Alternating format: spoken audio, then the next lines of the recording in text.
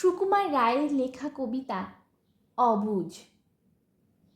চুপ করে থাক, তর্ক করার বদভ্যাসটি ভালো না। একেবারেই হয় না ওতে বুদ্ধিশক্তির চালনা। দেখ তো দেখি, আজও আমার মনের তেজটি নেভেনি। এইবার শোন, বলছি এখন। কি বলছিলাম ভেবে নি। বলছিলাম কি, আমি একটা বই লিখেছি কবিতার, উঁচু রকম পদ্যে লেখা, আগা গোড়াই সবই তার।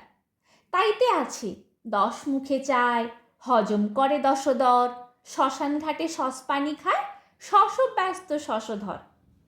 এই কথাটার অর্থ যে কি ভাবছে না কেউ মোটেও, বুঝছে না কেউ লাভ হবে কি অর্থ যদি জোটেও। এরই মধ্যে হাই তুলিস যে, পুঁতে ফেলবো এখনই।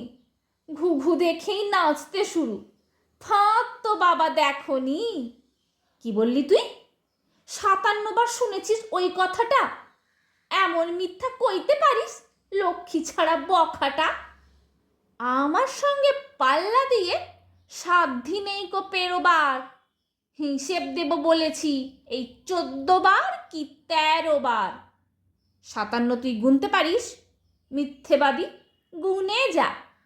ও শ্যামাদাস, পালাস কেন?